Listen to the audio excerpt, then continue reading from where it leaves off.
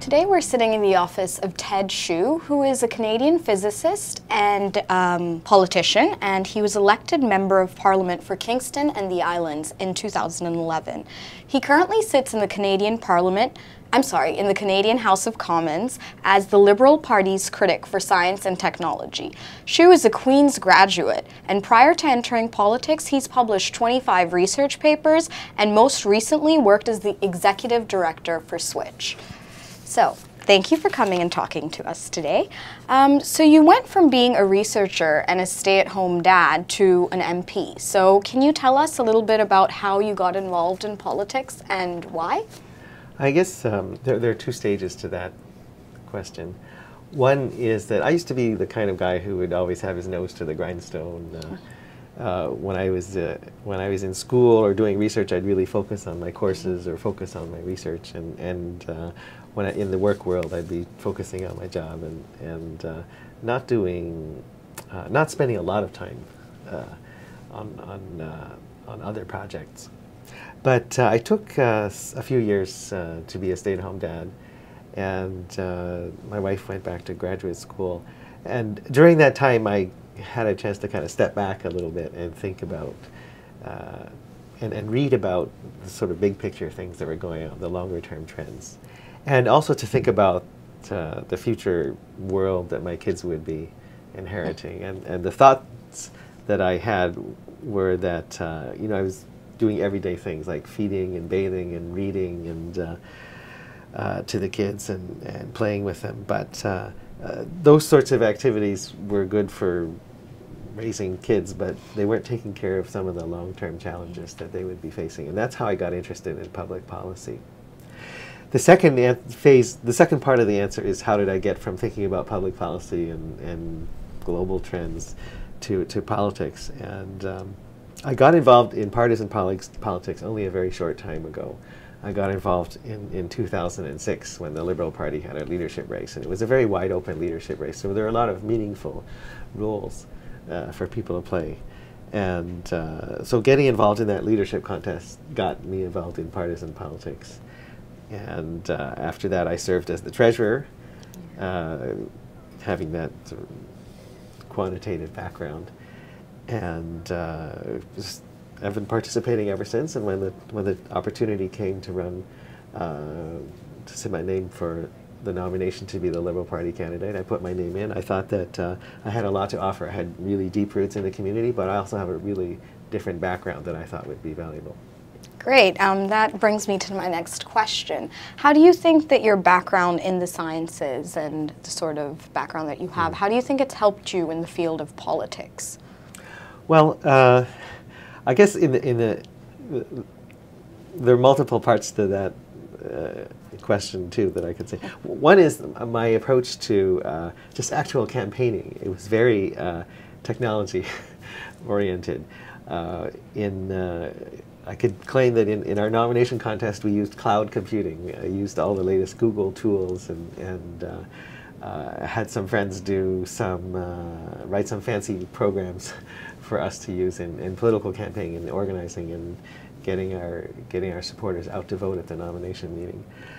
The second thing I would say, though, is that I've been assigned the role as critic for science and technology. Right.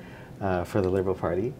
And I think that's a place where my special background as a physicist, as a research physicist, can be put to use. Because I have a lot of friends who work in research, and I know how it's done, and I have an idea of what it takes for research to be, what it means for research to be important.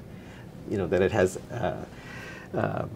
an impact on other researchers and an impact on other fields and an impact on applications of the research.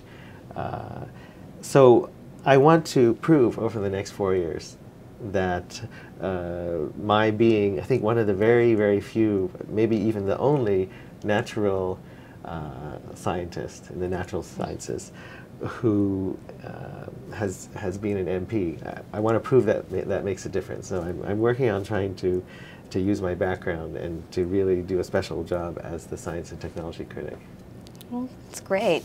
And Youth votership turnout has decreased over the past few years, and I understand that your platform did focus quite a bit on students and campuses across Kingston. So how do you encourage the youth to get involved in politics?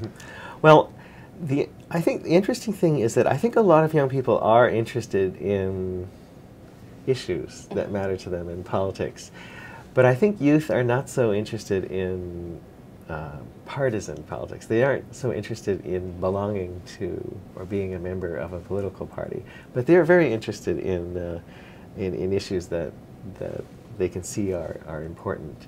One example of that is that in about a year ago, I got a lot of communications from young people who were interested in some of the changes in regulation that would lead to usage-based billing for internet. And I've also had a lot of comments about digital locks and copyright law. So I think young people are very interested, very active, and willing to jump in and get involved. But they don't like some of the partisan politics.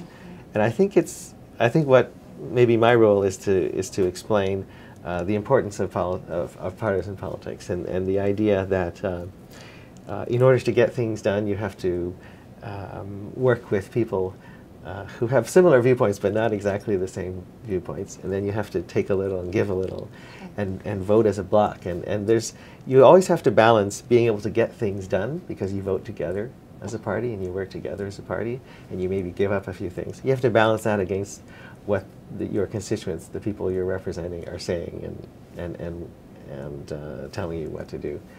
As far as engaging young people in partisan politics, I think it's to set a good example and to sort of change a little bit from how politics has been done in the past, and to kind of tell it like it is as much as possible and try not to spin things. And I think young people are attracted to honesty. Yeah. And that's one strategy. The other thing is just to go out and respect what young people's views and their ability to vote, and just go and talk to them. And I during the election campaign, I made it a point to even talk to high school students when I was walking on the street and going door to door and saying, you can't vote in this next election, but you're still important to me, and I want to tell you about myself, and I want to ask for your support, even though you can't vote for me, because you can still influence this election by talking to your friends or talking to your family and explaining to them what you think and why you think one party's platform is better than the other. And do you think that helped? What was the sort of response that you got from students? It's hard to measure, except for one exception. But I heard a lot of anecdotal stories of students going home and saying, "Oh, I met this guy, and you should vote for him." Now that's a very biased sample because people wouldn't tell me this. Nobody would walk up and say, "Oh, my kid told me not to vote for you." So it's a biased sample of stories. Right. However, there was high school students across the country did participate in a vote, and so they cast ballots, and the results were kept secret until election day, and then they were released. And so I think 4,000 or 5,000 students in the Kingston and the Islands riding voted in this poll, which is a poll of I think kids from 14 to 17 years old, so kids who couldn't quite vote yet, but who were nevertheless interested.